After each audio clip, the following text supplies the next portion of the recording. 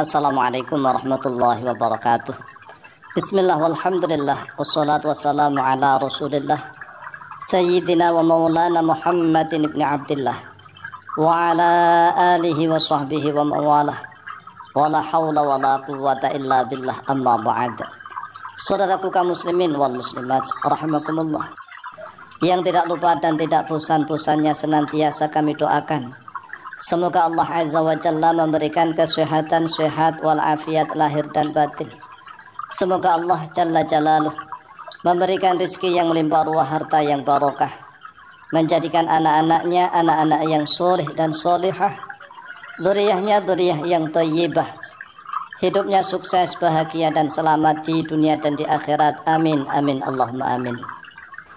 Saudaraku kaum muslimin wal muslimat rahimakumullah, banyak sekali saudara-saudara kami yang mengeluh sudah capek-capek bekerja setiap saat, tetapi toh juga tidak kaya-kaya. Mungkin ada yang salah, ada yang tidak benar, ada yang tidak beres. Oleh sebab itulah, mari kita muhasabah, kita introspeksi diri, kita perhatikan sebab-sebab yang menjadi penghalang rezeki. Yang pertama nih, kalau kita salah niat kita sebagai orang yang beriman, hendaklah di dalam bekerja, melakukan aktivitas, mencari rezekinya Allah Azza wa Jalla, kita niatkan sebagai bekal untuk ibadah. Bekal untuk ibadah yaitu menuju kepada akhirat. Tetapi seandainya misalnya nih, niatnya sudah benar, setiap bekerja sudah niat untuk bekal ibadah, tetapi masih saja tidak kaya-kaya, maka selanjutnya perhatikan yang kedua. Apakah kita sudah senantiasa mengandalkan Allah Azza wa Jalla ataukah mengandalkan diri sendiri? Maksudnya bagaimana? Maksudnya seperti ini. Kalau sebagai orang yang beriman loh ya, kita ini membicarakan orang yang beriman. Tatkala bekerja, maka adalah tubuhnya, badannya, jasmaniyahnya yang berusaha, tetapi hatinya senantiasa memohon kepada Allah Azza wa Jalla, mengandalkan Allah, senantiasa berzikir, berdoa, memohon kepada Allah Subhanahu wa taala. Tetapi seandainya niatnya sudah benar, sudah rajin ibadah, senantiasa zikir dan berdoa memohon kepada Allah Azza wa Jalla, tetapi masih saja usahanya sia-sia seolah-olah, artinya ya uangnya itu habis, maka perhatikan berikutnya. Karena uang habis-habis, bahkan mungkin punya hutang di mana-mana. Mungkin nih bagi yang sudah menikah, perhatikan berikutnya.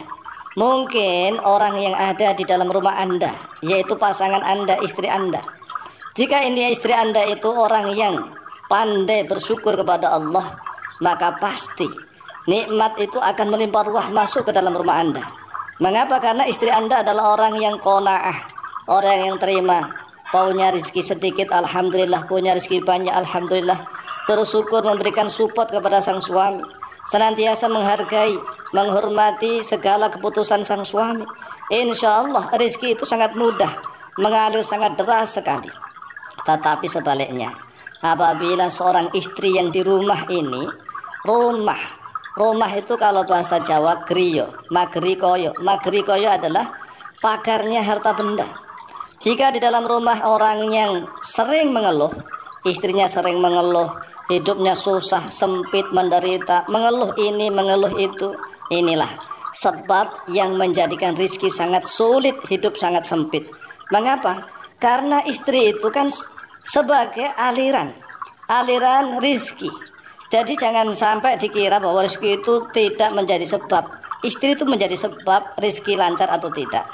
Jika istrinya qanaah, pandai bersyukur, senantiasa menunjukkan apa yang telah diberikan oleh sang suami kepadanya, merasa bersyukur, terutama nih tatkala ditanya oleh mertua. Istri tatkala ditanya oleh mertua, bagaimana Dek, bagaimana Nak keadaanmu? Dia mengatakan alhamdulillah Bu, alhamdulillah Bapak, Ayah, kami hidupnya hidup yang sangat luar biasa. Kami kecukupan, alhamdulillah. Nikmat yang luar biasa Allah berikan kepada kami. Walaupun sebenarnya dia sempit, tetapi mulutnya menunjukkan bahwa dia hidup bahagia. Dia hidup yang sangat tercukupi oleh sang suami. Maka ucapannya itu menjadi doa. Ucapannya doa, rezeki akan segera mengalir kepadanya. Luar biasa.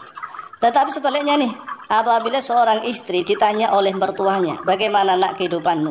Dia mengatakan, nahnu fi ma'isyatin dhaikin, misalnya, fi dhiki ma'isyatin.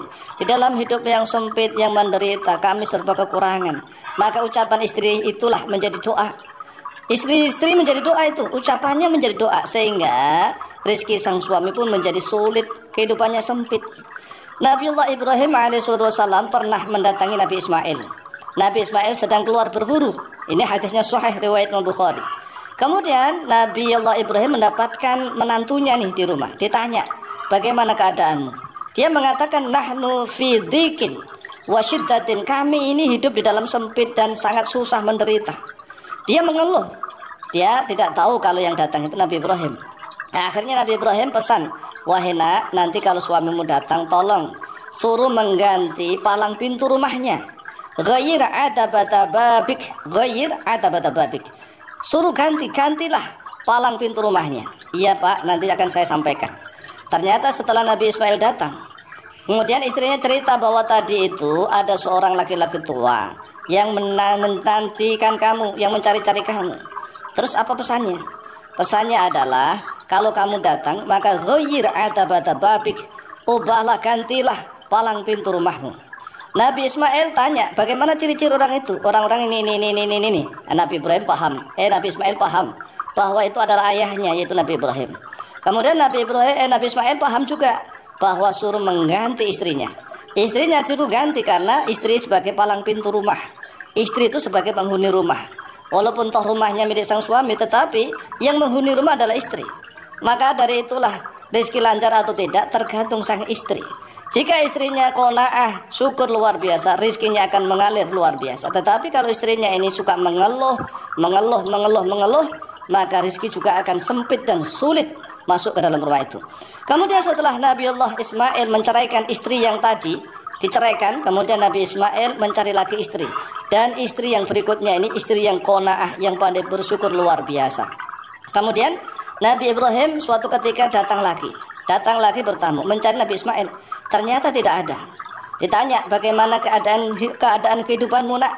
Ternyata istrinya Nabi Ismail yang kedua ini pandai bersyukur kepada Allah. Nahnu bi khairin, kami ini dalam kebaikan. Wasa'atin, dan kami sangat luas rezekinya. Walaupun dia ini sebenarnya ya tidak begitu, tetapi dia syukur kepada Allah.